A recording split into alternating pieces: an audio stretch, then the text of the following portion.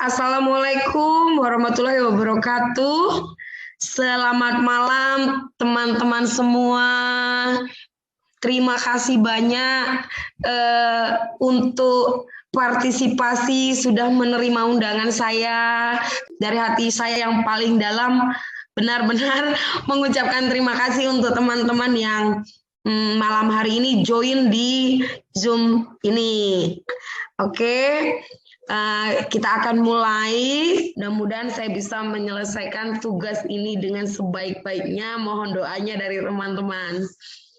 Amin. Ya, ini saya sudah share screen ya teman-teman. Jadi di sini ada tulisan salam dan bahagia, salam guru penggerak, tergerak, bergerak dan menggerakkan. Buat semua guru-guru Kota Kediri, Kabupaten Kediri, khususnya di Indonesia, semuanya tergerak, semuanya bergerak dan semuanya menggerakkan. Perkenalkan, nama saya Nanda Maya Sari.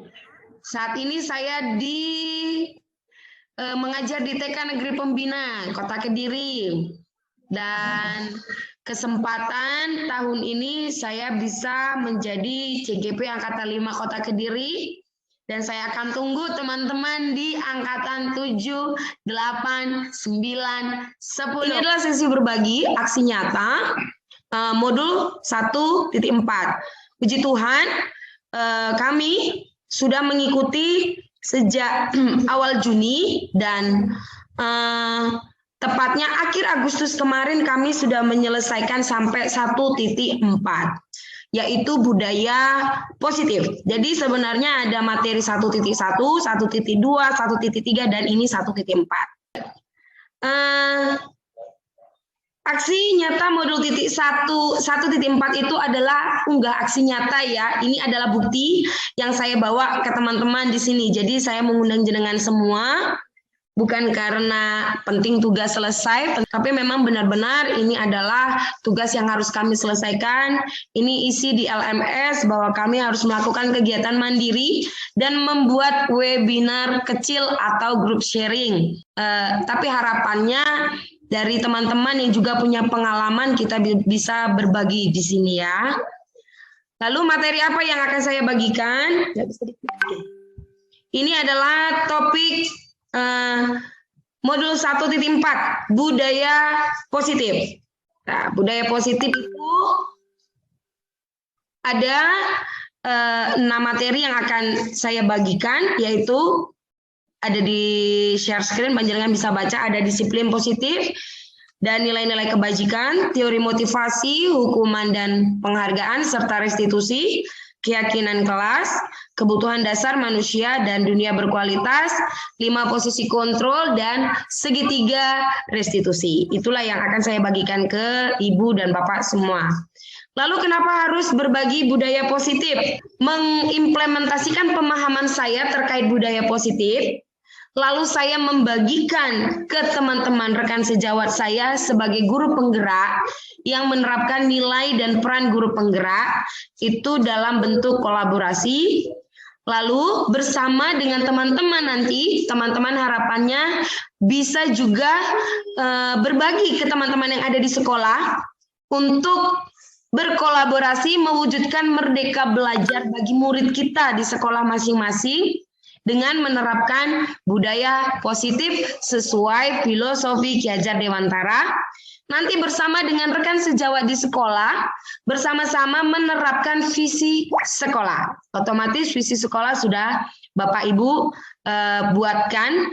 Tujuannya untuk mencapai profil pelajar Pancasila. Profil pelajar Pancasila itu ini semuanya sudah tahu ya. Ada 6, beriman, bertakwa, berakhlak mulia, mandiri, bernalar kritis, gotong royong, kreatif, dan kebinekaan global. Kenapa harus dibagi dengan rekan sejawat? Diharapkan mampu berkolaborasi, melakukan refleksi berkala bersama semua warga sekolah. Berarti mulai dari kepala sekolah, guru, dan semua warga sekolah, siapapun yang ada di sekolah, untuk melakukan budaya positif di lingkungan sekolah. Lalu memahami bagaimana langkah mewujudkan lingkungan budaya sekolah yang positif bagi aktivitas murid dan guru untuk senantiasa belajar dan mengembangkan karakter. Lalu menumbuh kembangkan dalam memetakan dan mewujudkan budaya positif di sekolah. Itu tujuannya kenapa harus dibagikan. Mau kita capai bersama-sama adalah kita sama-sama paham bahwa sekolah kita itu sebagai institusi pembentuk karakter murid, guru, dan visi misi sekolah. Oke, nanti setelah kita memahami konsep bahwa sekolah itu sebagai pembentuk karakter, kita paham bahwa budaya positif itu juga melakukan kesepakatan kelas. Ada kesepakatan kelas, ada posisi kontrol, dan yang pasti semua itu berujung pada satu tujuan, yaitu kebutuhan murid. Jadi untuk saat ini tidak ada lagi kebutuhan lain-lain, hanya satu, kebutuhan murid. Lalu kita menyusun langkah-langkah dan strategi bagaimana budaya positif diterapkan di sekolah. Lalu bagaimana cara mengembangkannya sesuai dengan kebutuhan murid. Lalu Bu Nanda, apa sebenarnya budaya positif? Otomatis yang jadi pertanyaan kan seperti itu. Dari tadi membahas budaya positif. Budaya positif itu merupakan keyakinan, nilai-nilai, ataupun kebiasaan-kebiasaan yang diterapkan sekolah dengan tanda petik berpihak kepada murid. Sekali lagi kita ambil 3 poin, keyakinan, nilai, kebiasaan dirangkum dalam satu tutupan, yaitu berpihak pada murid. Jadi budaya positif itu intinya seperti ini gambarnya. Sekolah itu diumpamakan seperti tanah, gitu. Tanah tempat bercocok tanam. Siapa yang mencocok tanam? Kita, gurunya. Nah, jadi karena kita yang akan bercocok tanam, maka kita harus mengusahakan agar sekolah itu menyenangkan, menjaga, dan melindungi murid dari hal-hal yang tidak baik. Pembentukan karakternya itu juga diperkuat dengan cara yaitu membuat suasana sekolah menjadi menyenangkan, menjaga, melindungi dari hal-hal yang tidak baik. Salah satu tanggung jawab seorang guru adalah bagaimana menciptakan suatu lingkungan positif yang terdiri dari warga sekolah yang saling mendukung, saling belajar, saling bekerja sama, sehingga tercipta kebiasaan baik. Nah, dari kebiasaan baik itu akan tumbuh karakter-karakter baik yang pada akhirnya kebiasaan baik itu akan membentuk budaya positif. Jadi sebelum kita mengerucutkan bagaimana menerapkan budaya positif, maka kita harus paham bahwa kebiasaan baik itu akan menjadi karakter baik untuk menumbuhkan budaya positif. Saya juga kemarin waktu mengikuti Zoom dengan fasilitator, dengan instruktur, itu ditelaah, oh ya, hanya satu garis saja. Kebiasaan baik akan mewujudkan karakter baik, membentuk sebuah budaya positif. Hanya 3 kata itu akhirnya mudah-mudahan bisa menjadi paham. Nah, ini dia. Ada nilai dan keyakinan apa menuju budaya positif? Kenapa bukan peraturan? Kan pertanyaannya seperti itu. Bu Nanda, kalau hanya untuk membangun karakter anak, supaya anak bisa menjadi anak yang berkarakter baik, kita kan sudah punya peraturan. Ya kan, peraturan sekolah biasanya begitu ya. Atau mungkin kesepakatan sekolah, atau mungkin kesepakatan kelas, atau mungkin tata tertib, atau mungkin SOP dan sebagainya. Kenapa bukan peraturan? Kenapa harus disebut budaya positif? Ketika kita yakin, maka kita akan melakukan perubahan. Tapi kalau disebutkan peraturannya, ini aku harus taat, tapi saya tidak yakin, belum tentu saya mau melakukan perubahan. Lalu apa konsepnya? Apakah Bapak Ibu pernah mendengar stimulus respon atau teori kontrol? Jadi ada namanya stimulus respon, yaitu cara merespon suatu masalah. Biasanya stimulus respon itu perwujudannya memberi hukuman, Bapak Ibu. Ketika anak salah, dihukum menulis 100 lembar kalimat aku tidak akan mengulangi, biasanya zaman dulu begitu. Atau ketika dia bagus, kita kasih hadiah. Wah, kamu pintar sekali, ini saya beri hadiah. Nah, Kalau sesuai dengan harapan guru, kita berikan hadiah. Tapi kalau tidak sesuai dengan harapan, kita berikan hukuman. Ada ilmu perubahan paradigma teori kontrol oleh Dr. William Glasser, Bu. Ini ilusi bahwa guru mengontrol murid. Sekarang saya beri waktu 5 detik aja deh. Pernahkah kita mengontrol murid kita? Melihat anak murid kita yang di dalam kelas tiba-tiba melakukan ulah, mungkin mengganggu teman. Lalu kita katakan, jangan suka mengganggu ya, mengganggu itu jelek loh. Itu guru mengontrol murid. Positif karena yang dan bermanfaat perilakunya itu. Kalau penguatan gitu ya. Positif atau bujukan adalah bentuk-bentuk kontrol. Segala usaha untuk mempengaruhi murid. Pernah nggak kita mempengaruhi murid? Menggunakan kritik dan rasa bersalah itu bisa mengontrol murid. Jadi ketika kita mengkritik anak murid kita, justru itu tidak menguatkan karakter. Betul loh. Tapi ada anggapan yang mengatakan bahwa ketika kita menyampaikan kesalahan anak, itu justru bisa membuat anak menjadi patuh. Jadi kita sebutkan kesalahannya, terus anaknya jadi menyesal. Nah, pandangannya seperti itu. Lalu ada yang mengatakan bahwa orang dewasa itu memilih hak untuk memaksa. Di kelas ini kelasnya Bu Guru. Jadi anak-anak patuhnya, taatnya sama Bu Guru. Nah, kemarin waktu di grup teman-teman guru penggerak itu, saya banyak flashback apa yang saya lakukan dengan murid saya di dalam kelas ya. Nah, seperti itu. Kita kadang orang dewasa menganggap bahwa kita yang benar.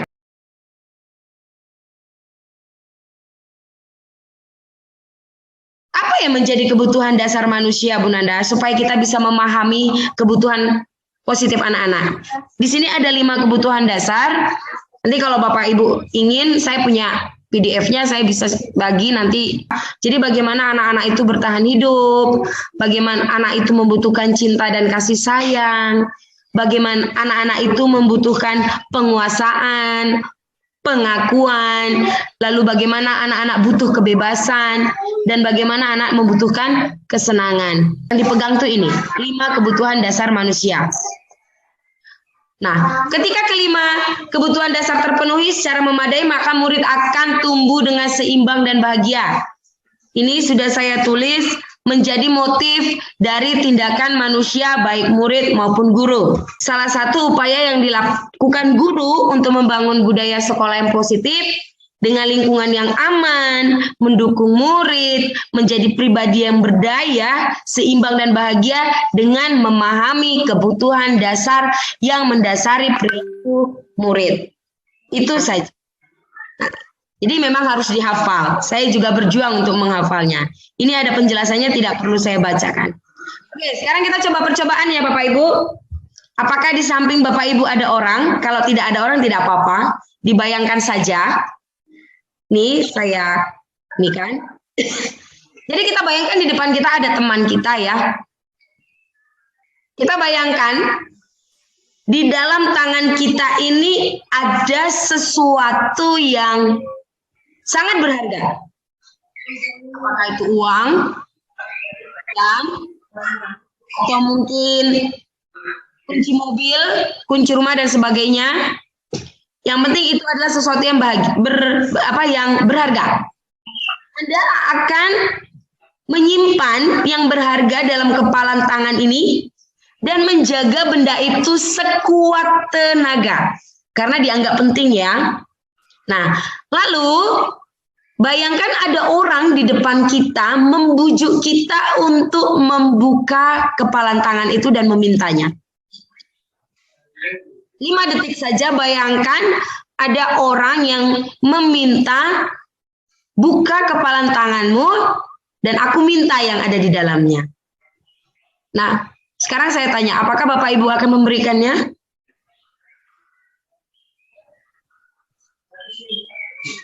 Apakah akan diberikan? Kalau saya mungkin apa ya benda berharga saya ya. Kemarin saya membayangkan, oh iya aku punya ini, terus dipaksa. Bahkan ada yang menawarkan, aku kasih kamu uang sekian, buka kepalan tanganmu, berikan padaku. Apakah jenengan akan memberikannya? Tidak, mantap. Alhamdulillah kalau tidak. Yang lain, lumayan, uangnya banyak gitu ya. Oh tidak, ya. Nah, akan jadi pertanyaan seperti ini. Nah, ini sebenarnya permainan bersama dengan teman ya. Kita dengan teman bergantian. Tapi dalam kegiatan ini, kegiatan main kepalan tangan ini, yang mau disampaikan adalah yang di tanda merah ini, sesungguhnya siapa yang memegang kendali atau kontrol untuk membuka dan menutup kepalan tangan?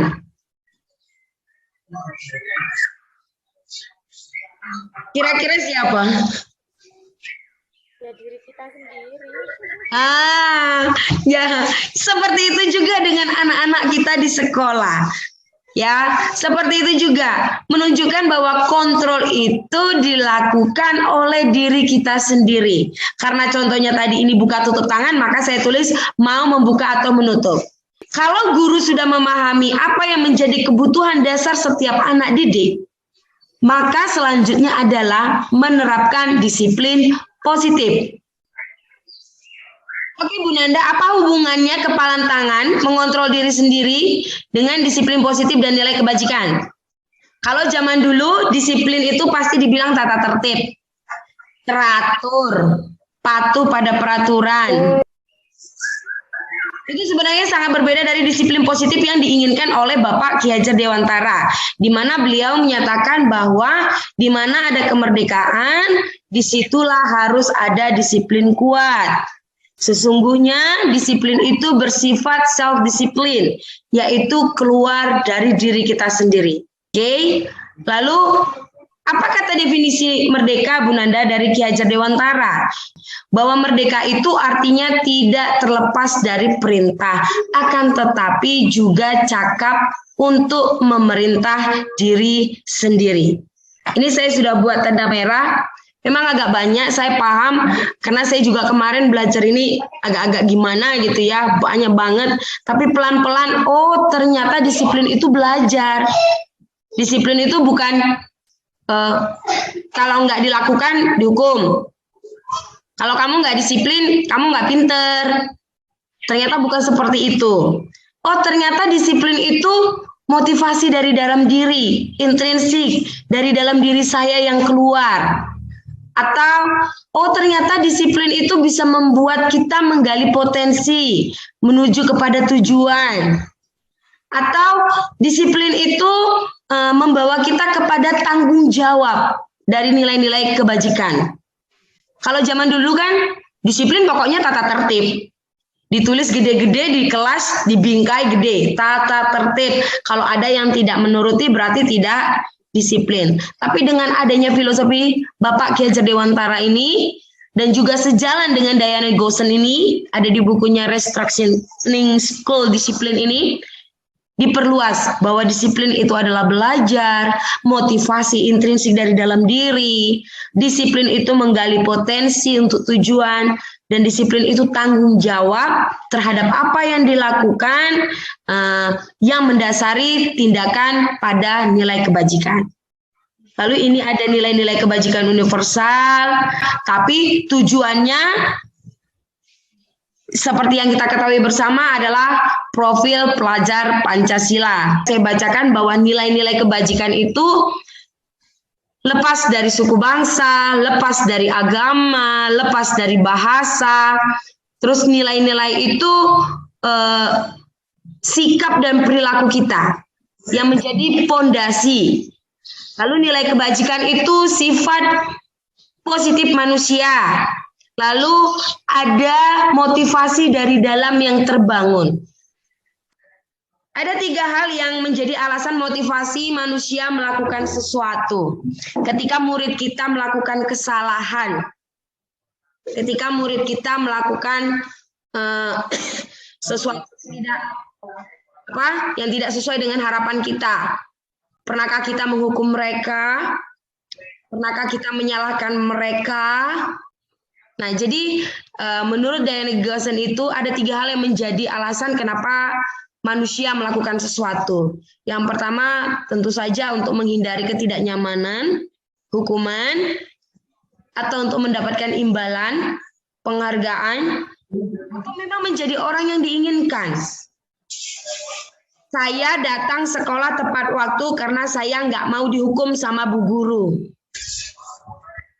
Saya mengikuti pelatihan supaya saya dapat sertifikat. Tapi Diana Gosen ini mengingatkan kita. Lebih dari itu, ada hal yang paling penting, yaitu poin ketiga. Menjadi orang yang diinginkan sesuai dengan nilai yang diyakini. Menghargai nilai kebajikan diri sendiri. Ketika saya menganggap bahwa mengikuti workshop itu bisa untuk dapat sertifikat dan sebagainya, saya ubah kepercayaan saya. Saya ubah nilai diri saya. Saya mau menjadi guru sepanjang hayat. Oke, saya mau jadi guru pembelajar. Itu kan nilai positifnya. Tapi masalahnya bisa nggak ya kita lakukan? Kan seperti itu. Berdasarkan ketiga alasan di atas, pendisiplinan yang biasa dilakukan itu hukuman atau imbalan. Saya kemarin disuruh mikir berapa kali saya menghukum murid saya. Karena TK mungkin nggak pernah ya, nggak boleh ya. Tapi kalau dibilang berapa kali kamu memberikan imbalan kepada murid, mungkin sering. Bisa membuat anak menjadi patuh, tetapi kepatuhannya itu sementara, tidak mengubah karakter anak. Seperti itu. Lalu, nah ini tadi, kalau berpusat pada hukuman, maka itu bersifat eksternal, dari luar, ya dari gurunya. Kalau pengen dapat imbalan, itu juga bersifat eksternal, dari luar dirinya.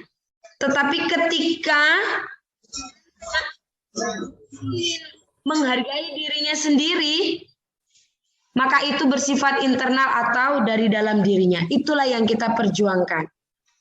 Berdasarkan teori motivasi tadi, penerapan disiplin yang harus dilakukan dengan poin ketiga, siswa melakukan kebaikan sesuai keyakinan kelas atau sesuai nilai-nilai yang tertanam dalam dirinya atau motivasi internal. Berasal dari dalam dirinya, berasal dari dirinya sendiri. Kita tidak perlu mengontrol anak murid kita. Kita tidak perlu mengarahkan anak murid kita, tetapi kita menuntunnya. Seperti filosofi Ki Hajar Dewantara, guru itu adalah menuntun, membimbing, supaya motivasi diri anak itu keluar sendiri, supaya nilai-nilai kebaikan karakter itu muncul dari dalam diri sendiri tanpa kita dikte, tanpa kita kontrol. Dengan akan menjadi lebih lama. Keyakinannya itu menjadi lebih lama dan lebih menguatkan karakter. Oke, sekarang keyakinan kelas. Mengapa keyakinan kelas, Bu Nanda? Mengapa tidak peraturan kelas saja? Dulu di kelas saya ada tulisan tata tertib kelas. Jadi kalau anak-anak ada yang sedikit melanggar, saya tunjuk. Itu tidak ada tata tertib. Sekarang dicopot, jangan ada lagi. Kita ubah menjadi keyakinan kelas. Kenapa keyakinan kelas? Kenapa tidak peraturan kelas saja? Coba kita bayangkan, kenapa kita pakai helm saat mengendarai motor? Karena kita, ya gimana Bu? Biar aman. Biar aman. Karena kita yakin aman. Yakin, Ge? Ya. Yakin. Kenapa kita menggunakan masker atau cuci tangan waktu masa-masanya corona? Untuk melindungi diri. Untuk melindungi diri, karena kita yakin sehat. Tapi ada nggak Bu yang tidak mau pakai masker? Ada banyak, karena mereka tidak yakin masker itu bisa melindungi mereka dari corona. Jadi yang jadi poinnya itu adalah yakin.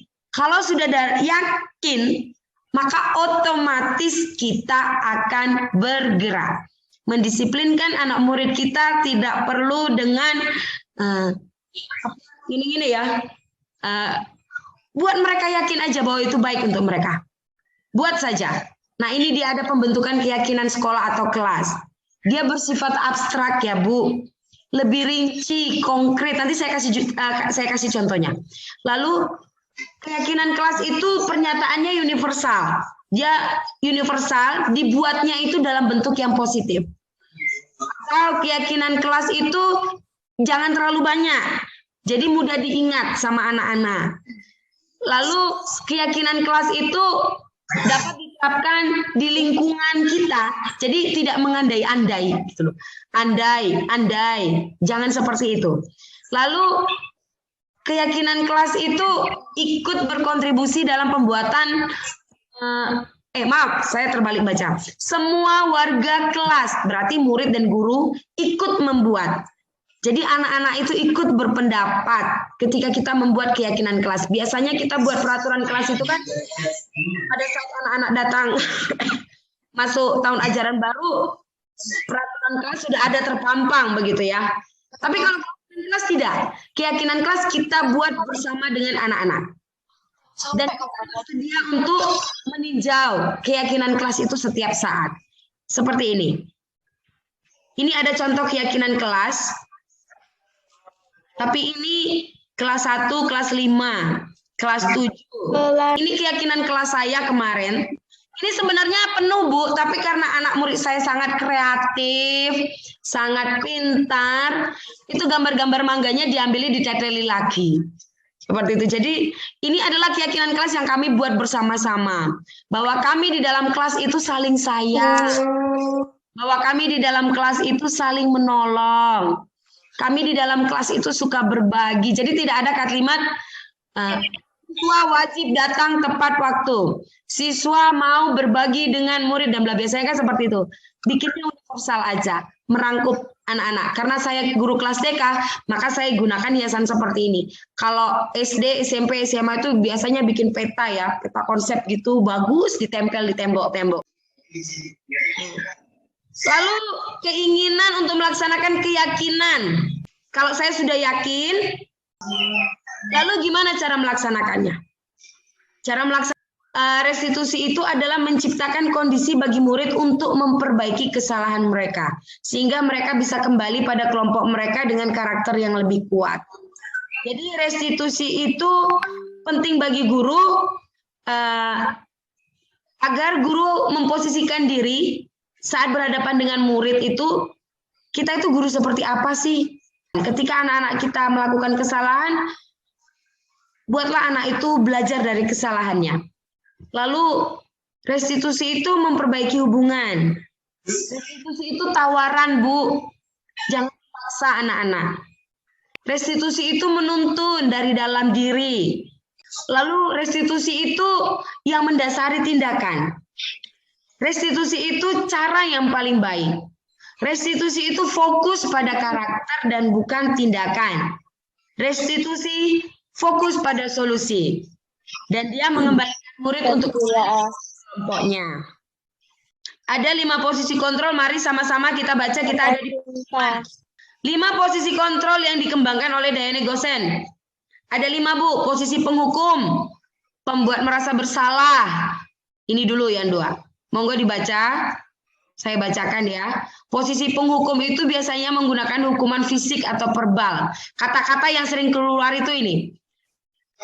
Dengarkan Bu Guru ya. Sudah selesai belum tugasnya, Nak? Kamu itu kok lama banget, toh, Nak? Atau selalu deh, pasti selalu kamu yang terakhir selesai. Pernah nggak kita bilang gitu ke murid kita ya?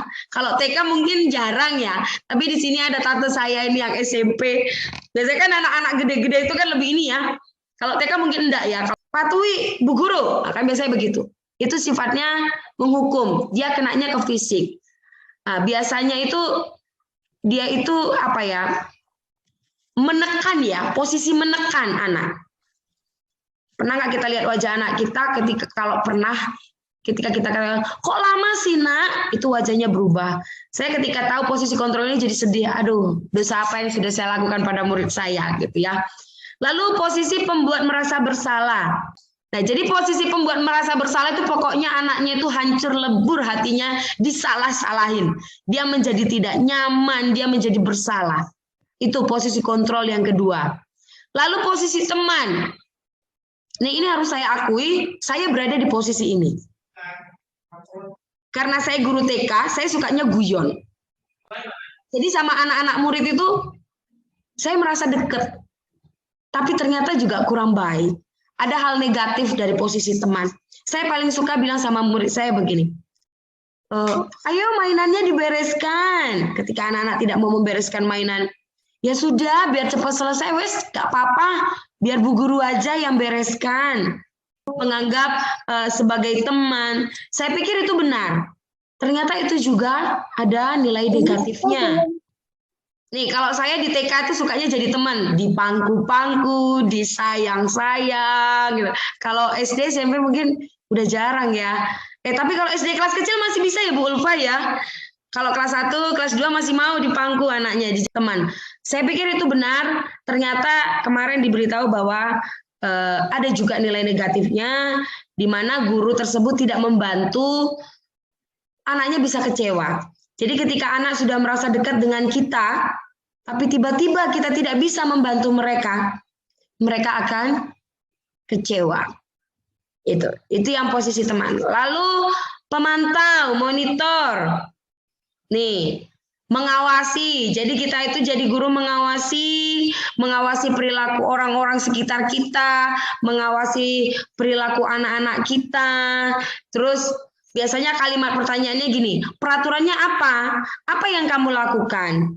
Kamu tahu nggak sanksi atau konsekuensinya apa? Kenapa kamu terlambat? Kenapa kamu terlambat, nak? Begini, kamu tahu nggak sanksinya apa? Kamu tahu nggak konsekuensinya apa? Nah, jadi dia seperti mengandalkan perhitungan. Seperti mengeluarkan data-data untuk menyalahkan anak. Seperti itu. Lalu ada yang manajer. Nih, kalau posisi manajer itu adalah posisi di mana guru berbuat sesuatu bersama dengan murid.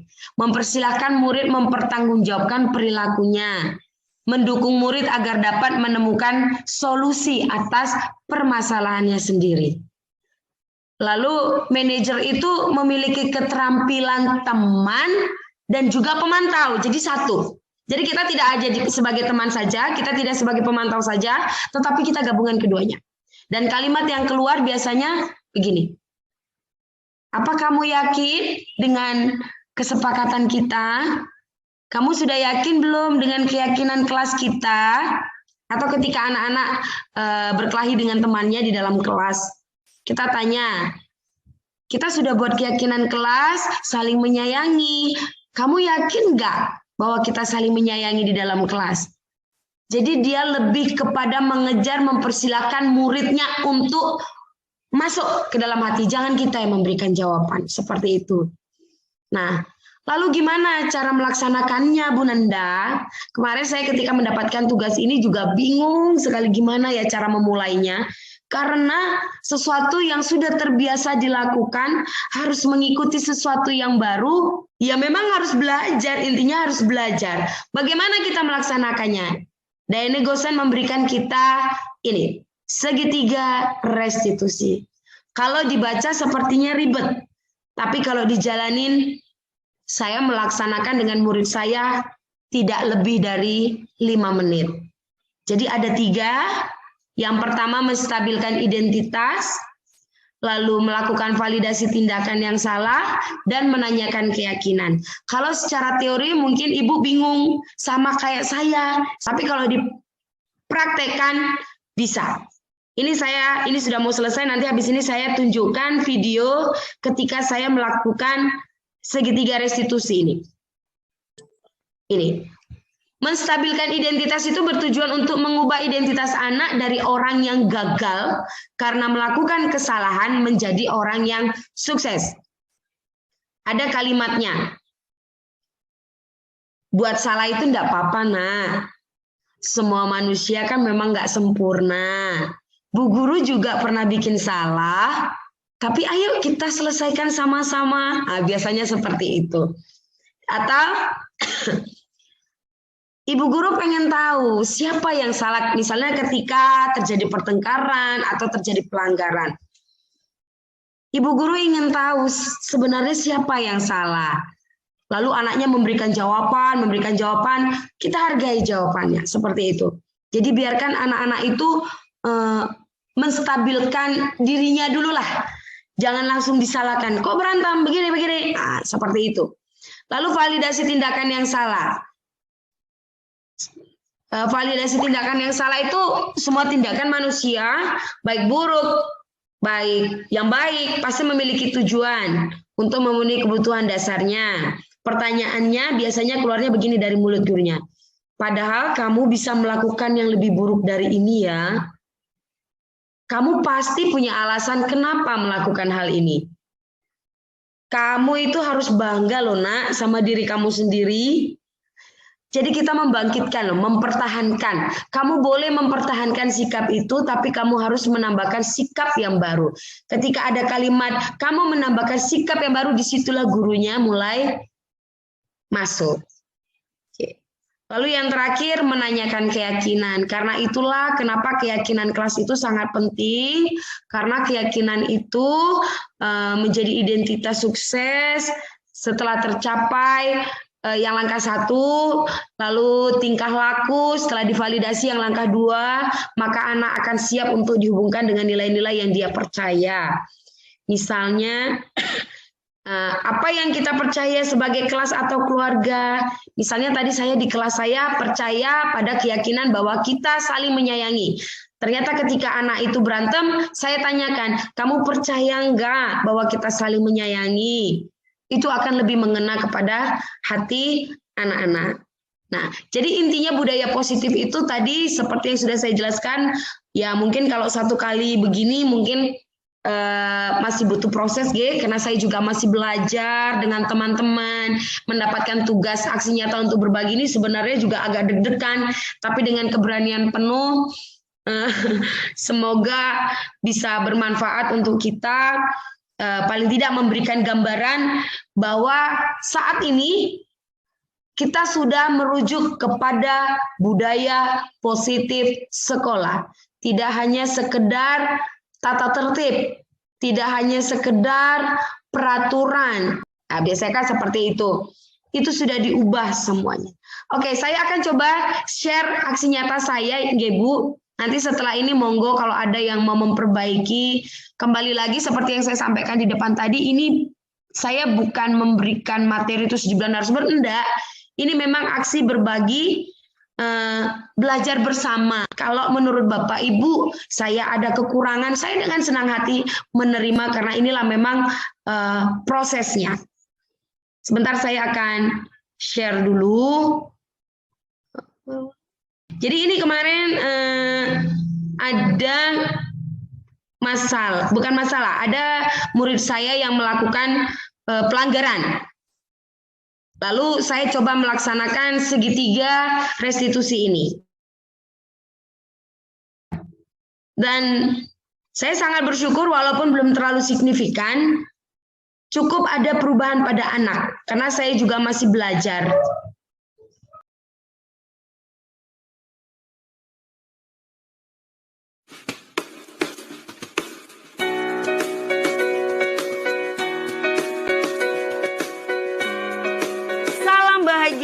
Salam guru penggerak.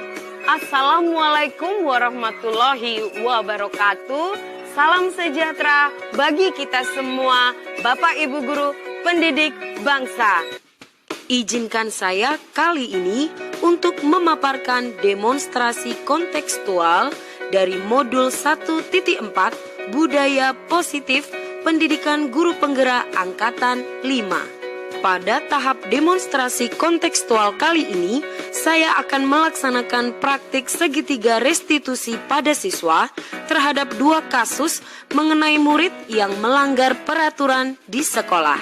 Segitiga restitusi adalah sebuah proses menciptakan kondisi bagi murid untuk memperbaiki kesalahan mereka, sehingga mereka bisa kembali pada kelompok mereka dengan karakter yang lebih kuat dan lebih baik.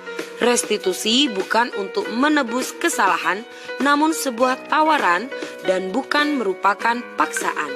Fokus pada solusi dan dapat mengembalikan murid yang berbuat salah kepada kelompoknya. 3 langkah dalam segitiga restitusi diantaranya adalah: yang pertama, menstabilkan identitas; yang kedua, validasi tindakan yang salah; Dan yang ketiga, menanyakan keyakinan. Berikut ini praktik segitiga restitusi yang saya laksanakan di sekolah tempat saya mengajar. Kasus yang pertama adalah anak yang tidak mau ditinggal oleh orang tua. Sejak awal tahun ajaran baru, 2 orang siswa saya yang bernama Dira dan Selin rewel dan terus menangis bila ditinggal oleh orang tua. Mereka ingin orang tua masuk ke dalam kelas dan menemani mereka belajar hingga jam sekolah selesai. Walaupun telah diberi kelonggaran hingga 1 bulan ditemani, mereka tetap tidak ingin ditinggal dan selalu menangis bila tidak melihat orang tuanya. Dari kasus ini, saya memanggil Selin dan Dira untuk kembali mengingatkan tentang keyakinan kelas yang telah dibuat bersama-sama, yaitu dengan meyakini bahwa aku adalah anak mandiri dengan cara penerapan bisa melakukan sendiri, termasuk saat mengikuti pelajaran dengan tidak ditunggu orang tua di dalam kelas. Hal ini menjadi keyakinan bersama karena aku sudah besar, sudah jadi anak pintar dan anak hebat, sehingga tidak perlu ditunggu di dalam kelas. Sedangkan untuk kasus yang kedua adalah rebutan mainan saat bermain bersama. Saat dilaksanakan jam istirahat, saya melihat 3 orang anak siswa saya yang bernama Ceho, Ino, dan Alam sedang bermain di area bermain balok. Terlihat mereka sangat menikmati mainan dengan membuat bentuk dari balok. Beberapa saat kemudian, saya melihat 2 anak yang bernama Ceho dan Alam tarik-menarik rebutan mainan balok. Sebelumnya, warga kelas telah membuat keyakinan kelas bersama-sama, yaitu dengan meyakini sesama warga kelas harus menjaga sikap saling menyayangi dan menghargai dengan cara penerapan bermain bersama-sama, bergantian, dan tidak menyakiti teman. Sehingga sikap rebutan mainan merupakan sikap yang tidak sesuai dengan keyakinan kelas karena dapat menyakiti dan mengganggu teman yang lain saat sedang bermain. Dari kedua kasus tersebut, maka perlu dilakukan tindakan penyelesaian masalah dengan menggunakan segitiga restitusi. Berikut adalah pelaksanaan praktik segitiga restitusi. Nah, Bunda mau tanya, boleh nanya? Boleh tanya sama saya sama Dira? Kalau misalnya Bunda tanya, jawabnya semuanya bisa kencang. Oke, pause dulu dong. Ship, ship. Oke. Bunda cuma bertanya saja sama Selin sama Dira. Kenapa kalau pagi-pagi rewel harus ada mama? Cerita dong sama Bunda, kenapa sih kalau pagi-pagi pengennya ada mama di dalam kelas? Kenapa? Takut? Oh, Dira takut ya? Jadi ya, di sini saya lihat. Takut sama siapa, nak? Takut sama siapa? Takut sama teman. Oh, Dira takut sama teman. Ada ya teman yang bikin Dira takut? Siapa namanya? Siapa, nak? Apa? Dira ngomong nanti biar Bunda lihat. Oh, Dira takutnya sama teman. Nanti Bunda tolong. Teman yang mana, nak? Teman yang mana? Yang dikasih tuh. Oh, namanya siapa? Dira bisa tunjuk orangnya? Bisa tunjuk laki-laki apa perempuan? Oh, laki-laki. Dira tadi takut sama temannya yang laki-laki. Kalau Selin kenapa ya? Oh, kangen sama mama. Gak bisa jauh-jauh dari mama ya? Oh, kamu sayang sama mama luar biasa ya. Pinter kamu. Suka itu ya, pukul ya.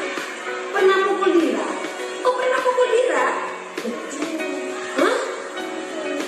Oh, pernah kesenggol, jadi takut kesenggol lagi. Oh, makanya mau ada mama di kelas. Oh gitu. Nanti Dira tunjukin Bu Nanda ya. Yang mana ya yang nyenggol ya? Oke. Yes. Oke, sekarang Bu Nanda tanya. Kalau kangen sama mama, kira-kira apa mama tidak balik ya ke sekolah? Hah? Nanti waktu jam pulang sekolah kan dijemput kan? Nah, nanti kalau udah pulang sekolah tangannya bisa dilihat lagi, mama bisa lihat lagi, atau mungkin waktu jam istirahat di dalam kelas Gunanda bilang apa? Anak yang hebat, anak yang pintar, sudah berani mandiri, sekolah sendiri. Tapi ternyata Juna takut. Ternyata Selin kangen. Kira-kira Dira supaya nggak takut lagi, apa yang harus Gunanda lakukan? Supaya Dira mau ditinggal mama dan Dira tidak takut lagi. Nanti Gunanda bantu.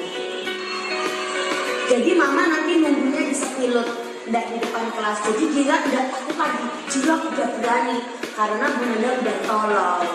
Gunanda harus bagaimana? Dira pengen bagaimana? Ngomongin ke temennya itu ya. Oke, tapi pakai waktu ya. Oke.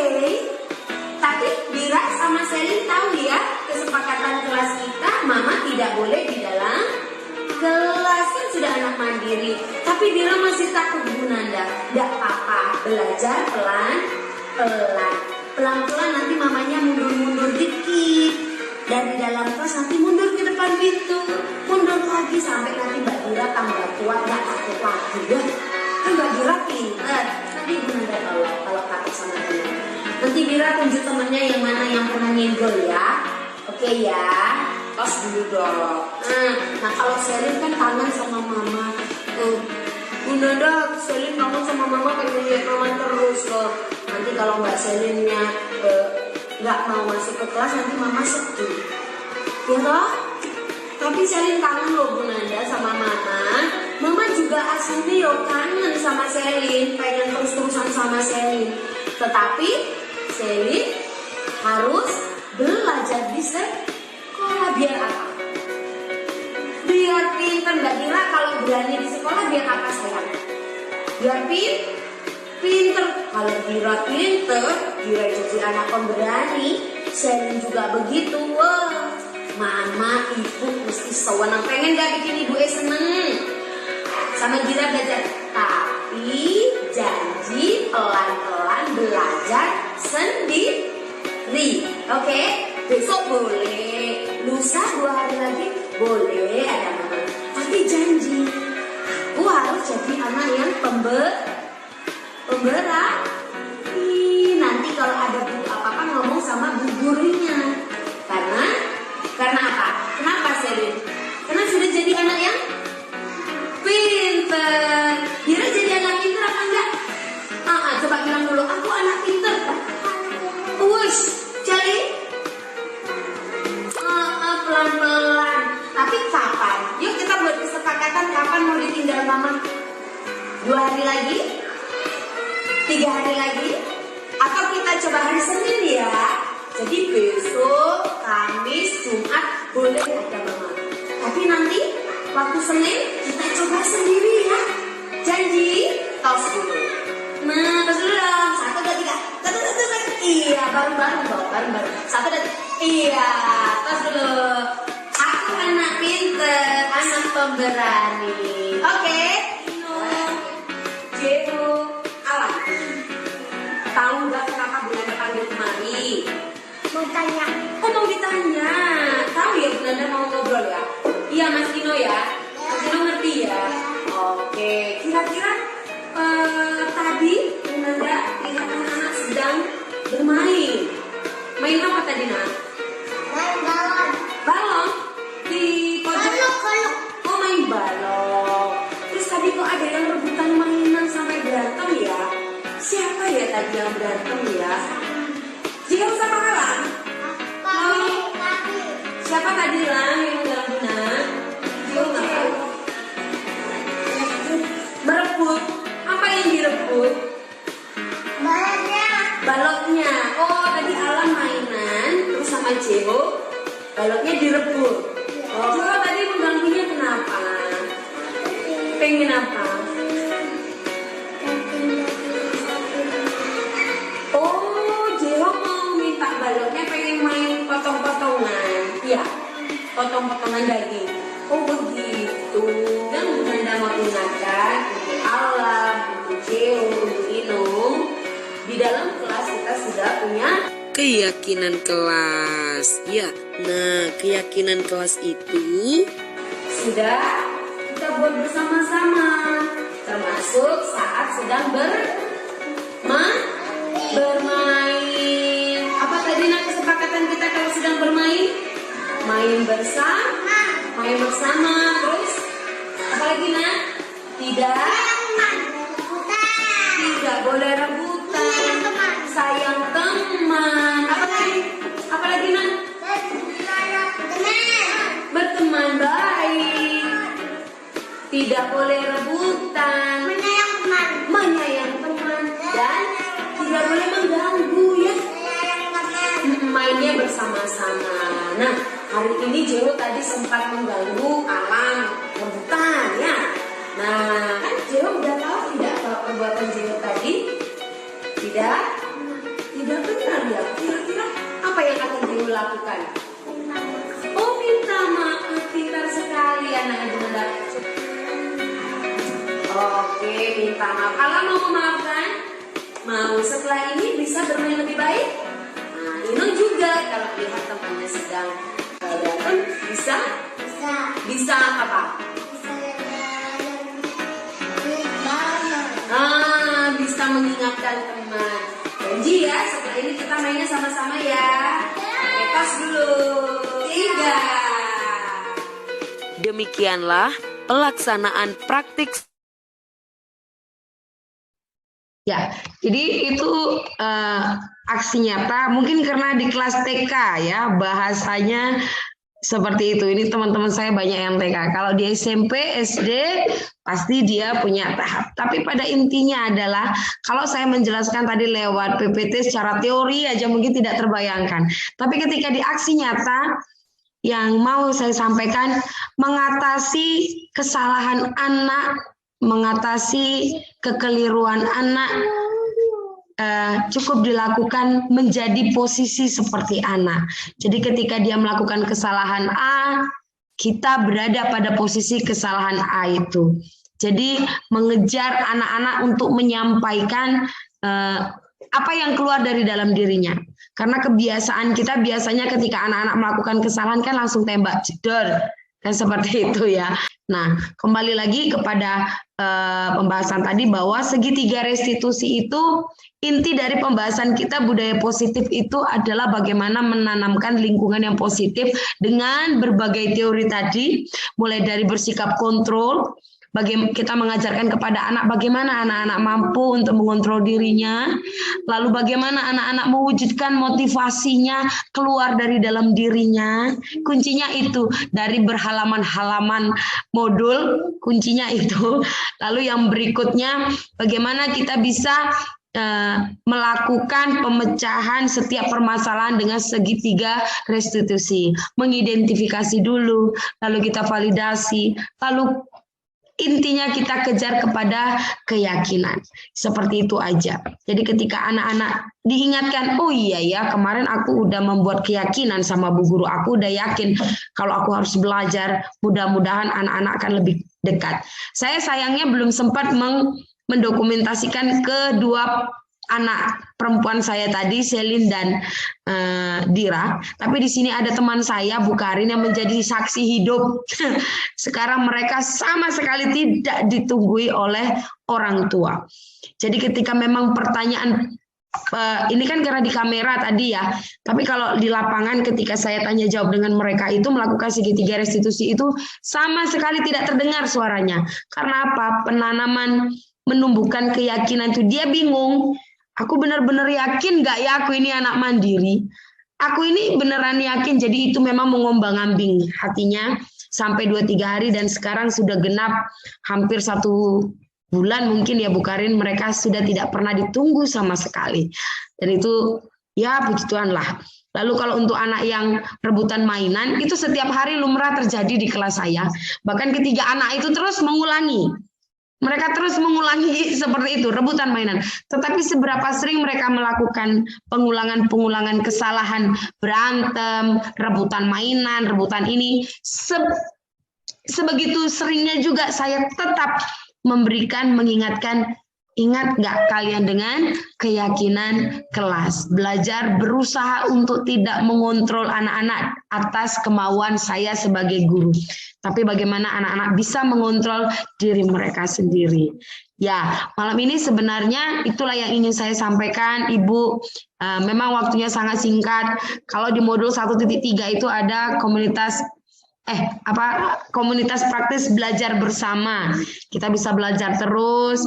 Kalau ada materi yang kurang yang saya berikan, saya mohon maaf. Atau mungkin ada masukan dari jenengan, monggo, karena saya juga masih dalam menempuh proses 8.20, sudah lewat 20 menit, mungkin 5 menit, mungkin ada mau tambahan masukan, mungkin ada mau yang ingin disampaikan untuk kita semua, terutama buat saya yang masih terus berjuang sampai bulan Desember. Berbagi, belajar dan berbagi, seperti platform Merdeka kita di Kemendikbud, berbagi dan belajar. Apakah ada yang ingin disampaikan? Monggo, mungkin ada yang mau menyampaikan, mungkin saya sudah pernah melakukan segitiga restitusi, Bu Nanda. Saya sudah tidak mengontrol murid saya, tapi murid saya sudah mengontrol diri mereka sendiri. Motivasi murid saya itu saya sudah paham dengan kebutuhan dasar mereka. Saya sudah paham bahwa mereka itu membutuhkan ini. Apakah sudah ada yang melakukan? Mungkin bisa berbagi di sini supaya bisa jadi penguatan buat kita bersama. Monggo Ibu Guru semuanya. Ya, biasanya saya juga ada kesepakatan ya di kelas itu. Ya memang ya ada dekat sih dengan mereka juga gitu. Anak yang biasanya tuh guru tuh semua pada sambat gitu. Begitu dengan saya ya alhamdulillah ya puji Tuhan anak ini bisa berubah ini. Ya. Padahal anaknya dulu semuanya pada kalau sudah menghadapi 2 anak ini wah rasanya pusing gitu. Begitu dengan saya hadapi buat kesepakatan dan sebagainya akhirnya dia berubah. Ya. Ya, terima kasih. Nah, betul sekali. Memang kesepakatan, intinya kesepakatan ya Bu Ulfa ya. Kita sudah sepakat untuk saling menyayangi dan mengasihi kan. Yang penting itu kesepakatan di dalam kelas itu kita buat bersama dengan anak-anak. Tapi kalau kesepakatan sekolah tentu ada peran dari rekan sejawat kita yang lain dan juga kepala sekolah. Semua warga sekolah harus turut terlibat untuk menciptakan budaya positif. Kelihatan sekali. Kita banyak belajar dari Bu Nanda juga kok. Alhamdulillah. Iya, terima kasih Bu Guru Er. cepatnya untuk mengurangi nervous berarti harus cepat ya Bu Nanda. Harus cepat ya, nggak usah ada rem. Ya mungkin itu aja Bu Nanda. Ya, terima kasih Bu Er. Ya. Jadi teman-teman, saya mohon maaf kalau misalnya ada kekurangan, ada kesalahan, karena memang materi ini juga baru selesai, belum ada 2 minggu ya Bu Ulfa ya.